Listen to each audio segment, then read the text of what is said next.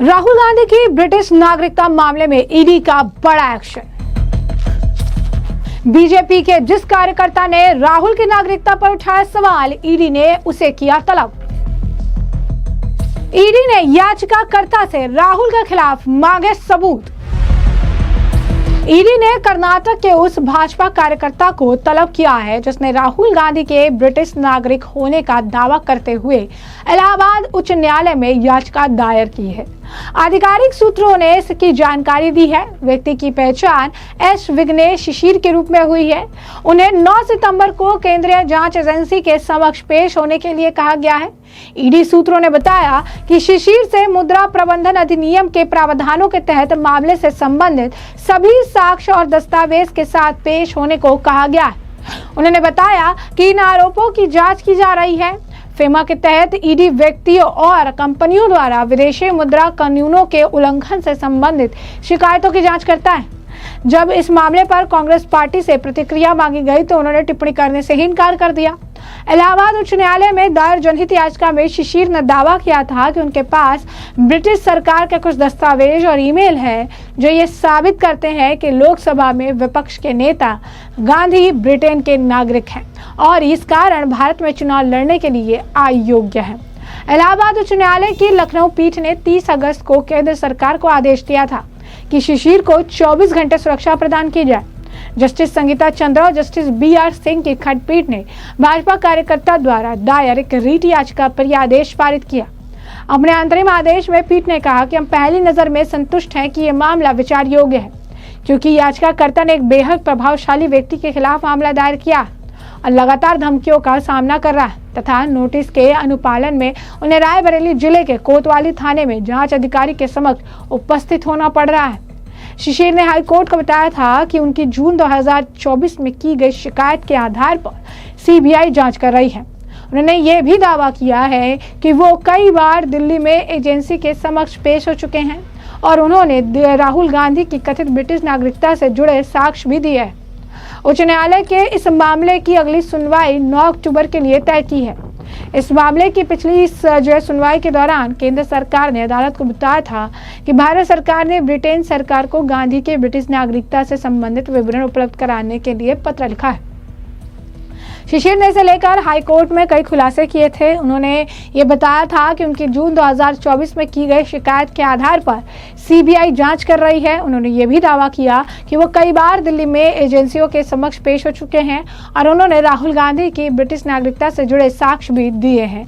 बता दें आपको कि एक व्यक्ति के पास 2 अलग अलग देशों के सिटीजनशिप नहीं हो सकते हैं और अगर ऐसा होता है तो फिर उनके लिए मुश्किल हो सकती है।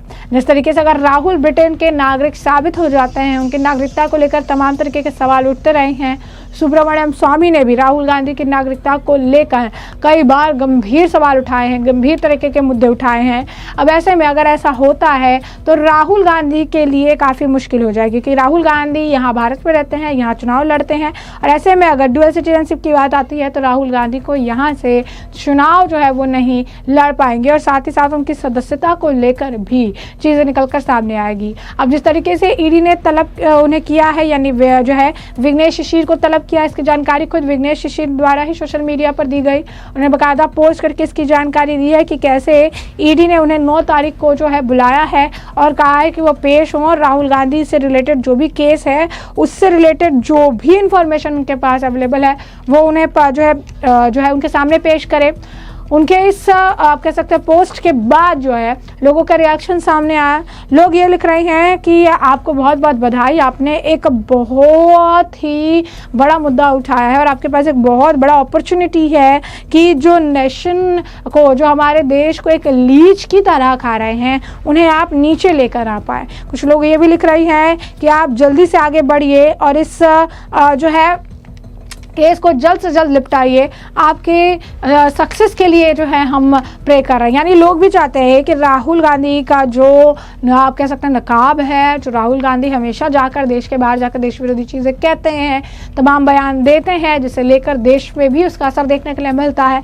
अब आम जनता भी इस चीज़ को समझ गई है और इसी वजह से विघ्नेश शिशिर के इस कदम को जनता जो है उसकी सराहना कर रही है और उन्हें आगे बढ़कर इस पूरे केस के सक्सेसफुल होने के लिए भी प्रार्थना करती बढ़ती नजर आ रही है। इसी के साथ साथ आपको बता दें कि तमाम तरीके से जो है बयानबाजियों का दौर देखने के लिए मिल रहा है। और इस बीच अब बूरा नरसिंह गौड़ बीजेपी के नेता है, उन्होंने भी राहुल गांधी पर निशाना साधा, उन्हें पार्ट टाइम पॉलिटिशियन बता दिया और ये कहा कि राहुल गांधी चोर कहते हैं लेकिन सोनिया, कांग्रेस और खुद राहुल चोर है। जरा सुनिए क्या कुछ उनका और कहना है। Rahul Gandhi, who ran a very false, aggressive, misleading campaign in the Bihar as a vote chori, is now missing.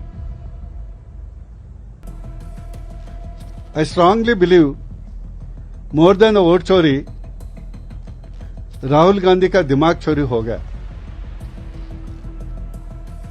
At the end of the story, it proved the real vote choris are